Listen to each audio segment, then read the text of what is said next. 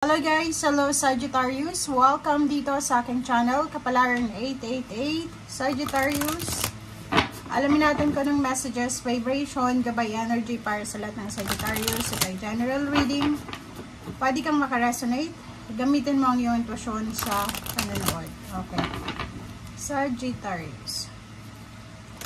Kung bago ka sa channel ko, please wag mong kakalimutan na i-like and share, i-subscribe ang ating channel na Kapalaran 888 and i-press mo ang notification bell button guys kasi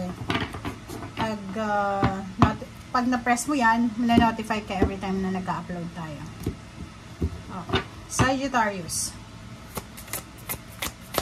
kumuha tayo dito ng dalawang baraha. Okay. First card mo dito is let yourself receive. Sagittarius.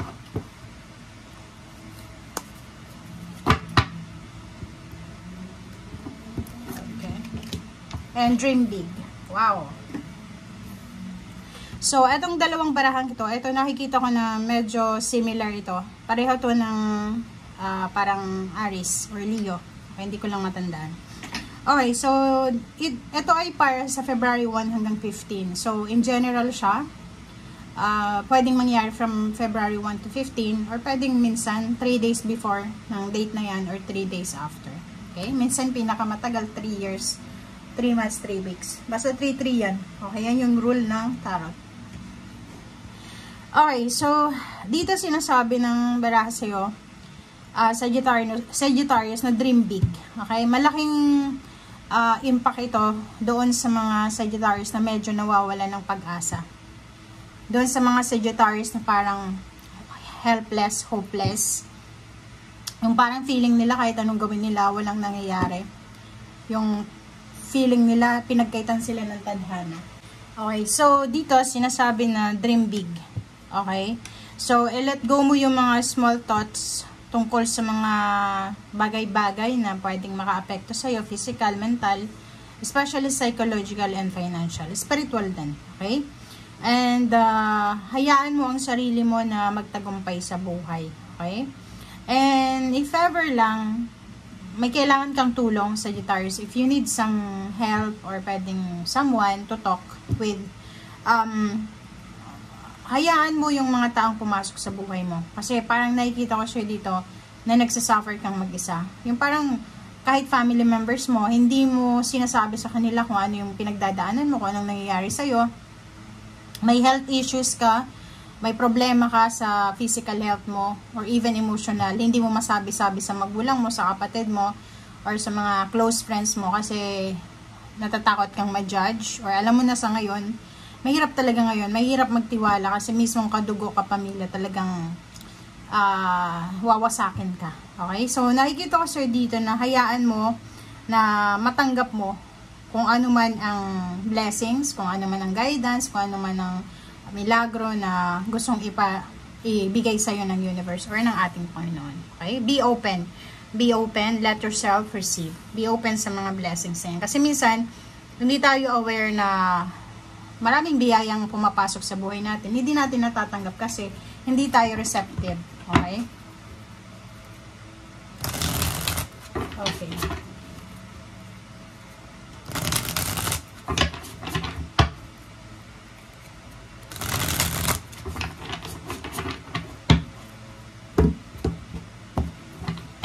Okay, Sagittarius.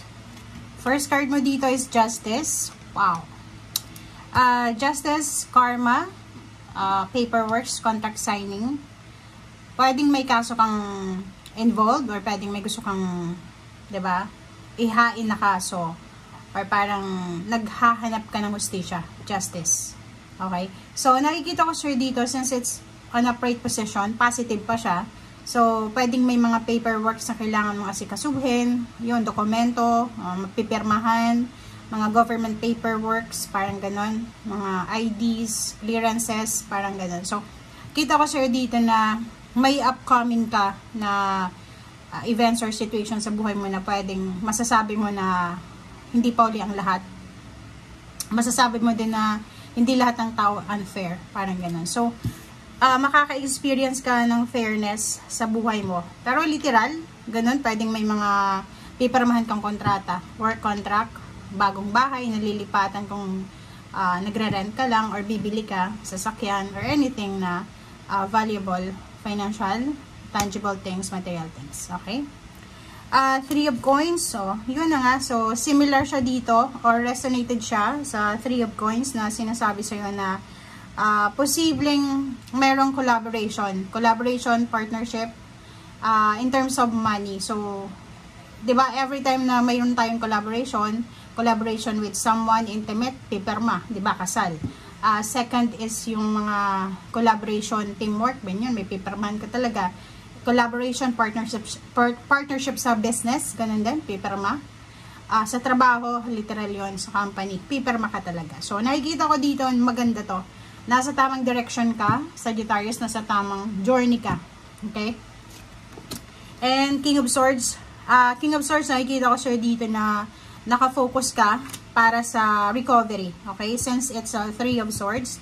So, nakikita ko sa'yo dito na marami kang pinagdaanan na pain and heartaches, 'di ba? Losses, emotional losses, 'di ba? Parang ganoon. Emotional withdrawal. So, King of Swords, nakikita ko sir dito na you're moving on, okay?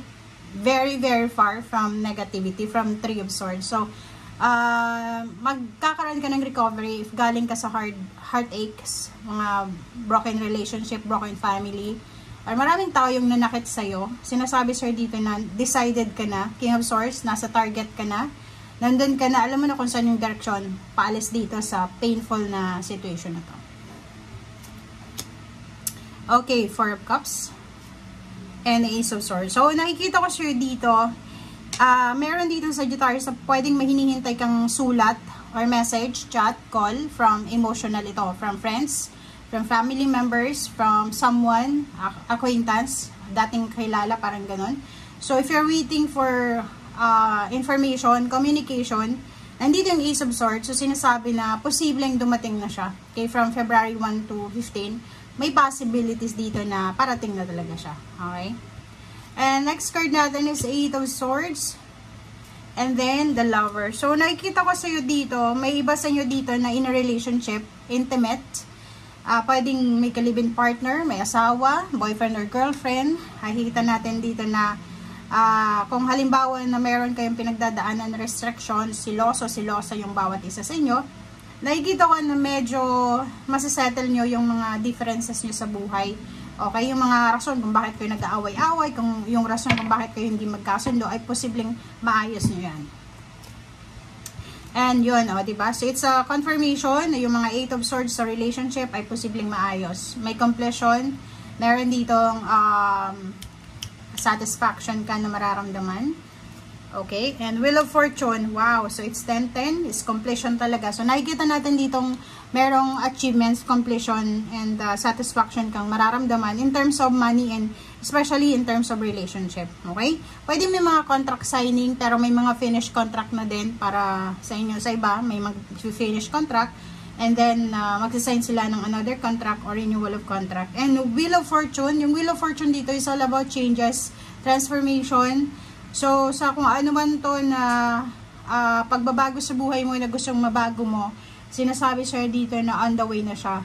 Travel abroad, parang nakikita ko yung 360 degrees na iikot yung Wheel of Fortune para sa'yo, pabor sa'yo. So, nakikita ko from pain and heartaches, from restrictions, imprisonment, from stagnation, papunta ka na sa justice, papunta ka na dito sa the World card and then the Wheel of Fortune. So, lahat ng pinagdaanan mong hindi maganda sa buhay mo ay magiging parang tawag dito, lesson learned mo yon, nadadalhin mo para dito sa the World card and the Wheel of Fortune. And good luck, good fortune. Itong Wheel of Fortune na to, nagsisimbolo yun sa'yo na may paparating na pagbabago sa buhay mo na magdadala sa'yo ng good luck and good fortune. Yung good luck naman and good fortune, nasa paligid lang natin yan. Lahat tayo swerte dito sa mundo. Walang sino man na magsasabi na siya malas siya. Hindi. Lahat tayo napapaligiran ng swerte, ng good luck. Pero, yung good luck na yan, good fortune, may kanya-kanya yan time frame. Hindi yan pwedeng pumasok sa atin ng sabay-sabay, no. Sinilang tayo dito sa mundo na hindi sabay-sabay, may matanda na sa atin, may mas bata. So, ganun din yung fortune and good luck. May kanya-kanya tayong time frame. Kaya nga, everything happens for a reason, di ba? Okay? And yung Wheel of Fortune, maganda yan. Sinasabi sa'yo na kung may mga problema ka sa relationship, talagang maayos mo to. Magkakaroon kayo ng understanding sa bawat isa. Okay? Thank you guys for watching and see you again. Bye!